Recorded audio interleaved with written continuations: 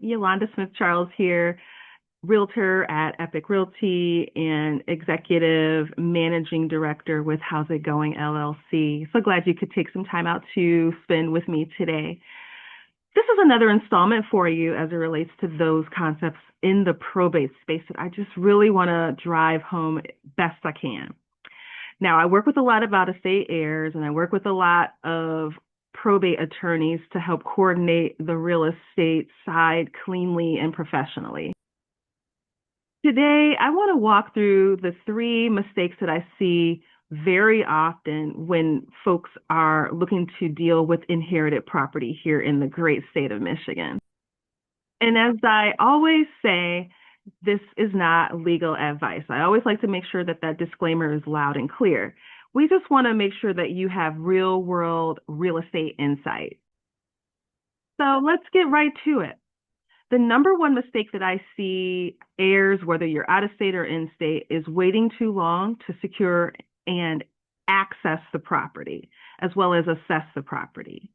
Now, when you live out of state, when heirs live out of state, oftentimes that property can be vacant because the person who lived in there the person who lived there may have lived alone and is now deceased. And so the property is considered vacant. And one thing that is true is Michigan's weather is not very forgiving.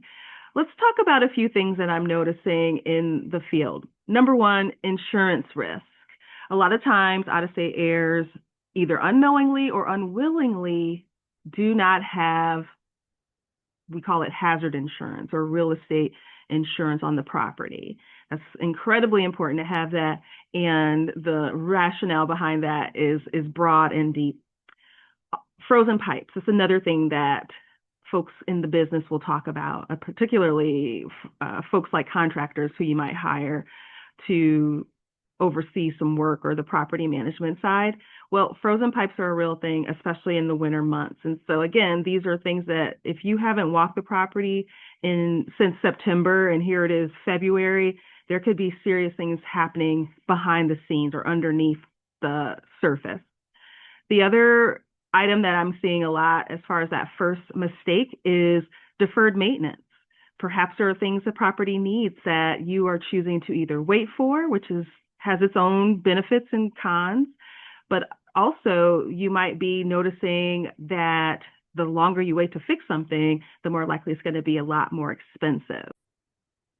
When people notice a property is vacant, and you'd be surprised, things pile up like the mail or other things that are on your doorstep that are creating this illusion or this idea that the house is vacant, well, that could also bring a rash of break-ins. And so when you want to manage a property at a distance, these are things you want to make sure to think about, is securing it in terms of break-ins.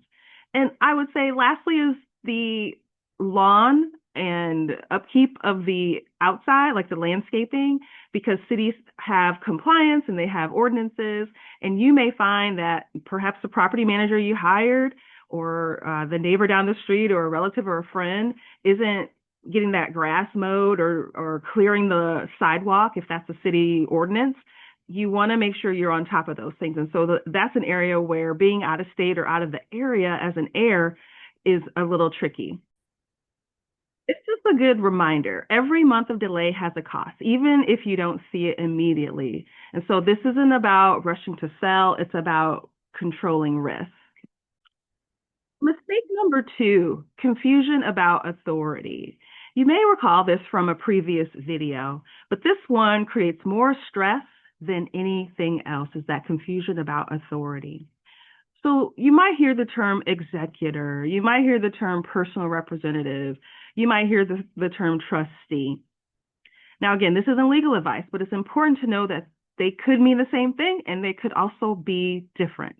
So an executor may or may not be a sibling. If mom passed or pops passed and a relative is alive, are they in charge in terms of like a sibling of theirs? Or if there are children of the deceased? These are things you want to keep in mind because it's going to dictate who has authority. One thing that I hear a lot is something I'll refer to as emotional ownership. Emotional ownership could be a situation where the executor lives out of state, but your sister, brother might live at the home where mom or dad who passed away, they might now reside there. And so, because of emotional ownership, or maybe it's the house that they grew up in, they might decide that I'm the only one who knows about this, who loves this place as much as mom, or who loves it as much as dad, but that does not give legal authority. So do keep in mind that emotional ownership, while very important, very powerful, it is not considered legal authority. And making assumptions. Assumptions can cause conflict. Assuming things are written, assuming mom has told your brother or your sister that you're in charge, assuming that she hasn't told them that they're in charge. All of these things add up to a situation where you would find confusion about who has true authority. So just recall that real estate decisions should follow legal authority and not the family's volume. Very important. Now, mistake number three that I see often is over improving without a plan. Over improving. What does that mean? This is huge. A lot of times, especially if the home is older, daughter lives in beautiful Arizona where all of the properties there are less than 20 years old. Well, here in Michigan, our properties range from 70, 80, some are 100 years old. So this means that the heirs might get here and they want to fix everything.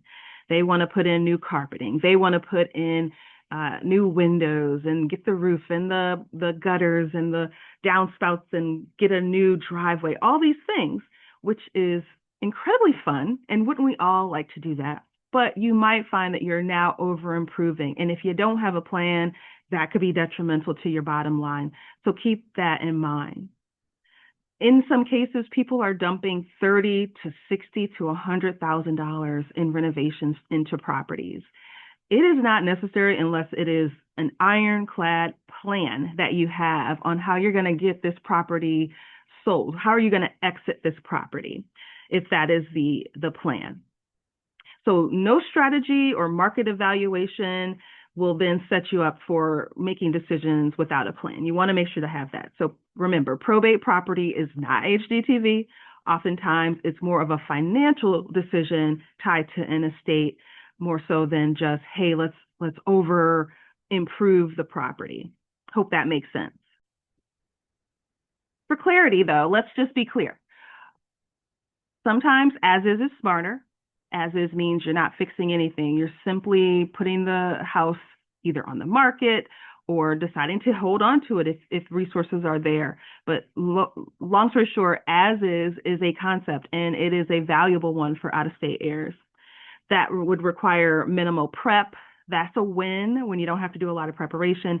And it also depends on your goals and your timelines. As is could sit a little bit longer, but there are going to be pros and cons to all of it.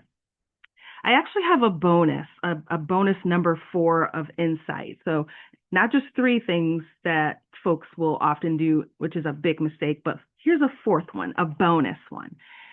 The mistake that I see is hiring the wrong agent. Probate isn't retail real estate. It's got a lot more to it, so keep that in mind. Now, if you're an out-of-state heir, as I mentioned, you're navigating a Michigan property, the key is structure, not speed, not pressure. I use something called the probate framework to evaluate probate properties step by step, so nothing gets missed. And if that would be helpful to you, I want you to go ahead and check out the description or comment probate, and I'll share it with you.